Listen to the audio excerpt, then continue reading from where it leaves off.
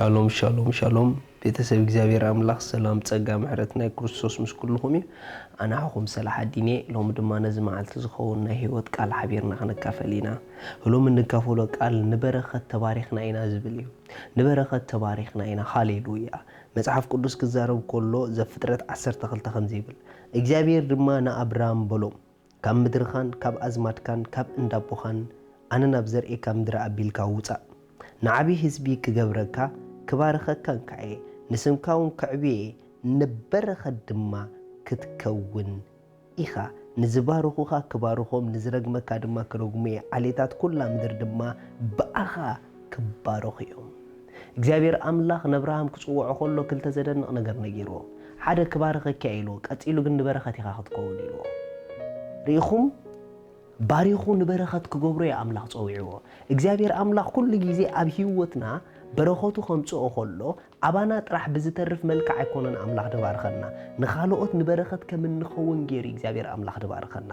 ስለዚ ሎም ሓደ ነገር ሕሰቡ ህይወትኩም ንበረኸት ካልኦት ብርኽቲ ምዃና እመኑ ሪኹም እንተ ደኣ ንበረኸት ካልኦት ብሩኻት ምዃንኩም ክትሓስቡ እንተ ደኣ ጀሚርኩም ኣናባብራኹም ክልወጥ እዩ ንጥቕሚ ካልኦት ህይወትኩም ክፈስስ ክጅመር እዩ ንጥቕሚ ካልኦት ኣብ ህይወት ክትነብሩ ክጅምሩ ኢኹም ምኽንያቱ እስኹም ብሩኻት ጥራሕ ደይኮንኩምስ ንበረኸት ተባሪኽኩም ኢኹም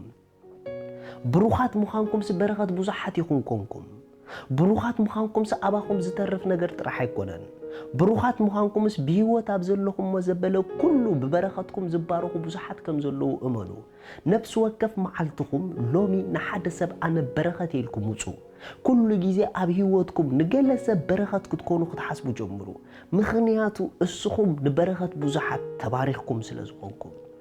ዘሞር ኣነ ንኻልኦት ንበረኸት ኢልኩም ብዝሓሰብኩም መጠን ህይወትኩም ዝጥቀሙላ ሰባት ክበስሑ ክጅምሩ እዮም ትኽክለኛ ናይ ህይወት ዓወት ድማ ብምንባርካ ዝነብሩ እንተደኣሉ ብምንባርካ ዝሕጎሱ እንተደኣሉ ብምንባርካ ዝልወጡ እንተደኣሉ ብምንባርካ ዝባረኹ እንተደኣሉ ብምንባርካ ዝዓርፉ እንተደኣሉ በትኽክል ንህይወትካ ትነብር ኣለኻ ማለት እዩ ርኢኹም መጽሐፍ ቅዱስ ክዛረብ ከሎ ኤፌሶን ከምዚ ዝብል ቃል ኣሎ ኤፌሶን ምዕራፍ 1 ጥቕሲ 3 እቲ ብመንፈሳዊ በረኸት ዘበለ ብክርስቶስ ገይሩ ኣብ ሰማያት ዝባረኸና አምላኽ ኣቦ ጎይታና ኢየሱስ ክርስቶስ ብሩኽ ይኹን ሪኢኹም ብክርስቶስ ኣብ ሰማያት ባሪኹና ኢሉ መጽሐፍ ቅዱስ ስለዚ ኣነን ንስኹምን ኣብ ሰማያት ብክርስቶስ ዝተባረኽና ኣብ ምድሪ ድማ በረኸት ብዙሓት ዝኾንና ኢና ንርእስኹም ከም ንጠቕሚ ብዙሓት ትነብር ጌርኩም ክትርእይዋ ጀምሩ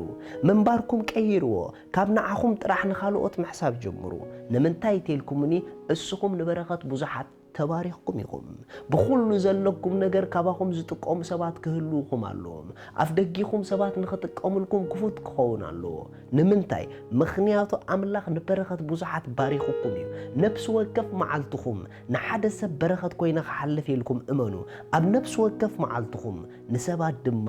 በረኸት ኮንኩም ተመላለሱ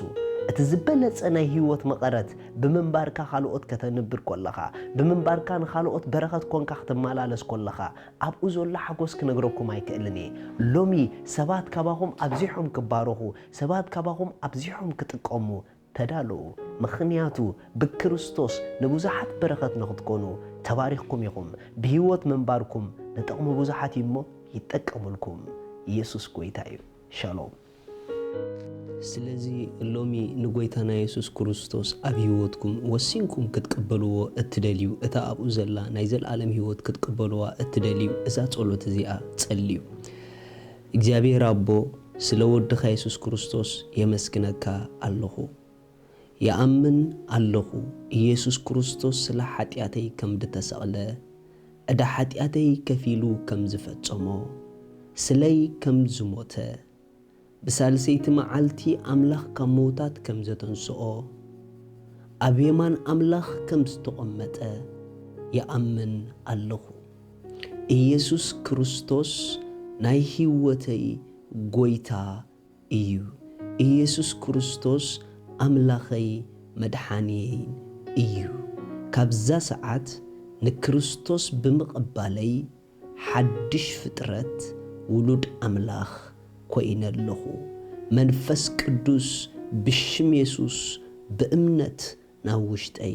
ይቕበለካ ኣለኹ ኣሜን እዚኣ ጸሎት ድጸለኹም ብጣዕሚ እኳ ሓጎሰኩም በዚ ብታሕቲ ዘሎ ኣድራሻና ኮንታክት ግቡርና ኢኹም ሰድሌኩም ሓገዝ ክንለኸልኩም ኢና ሻሎም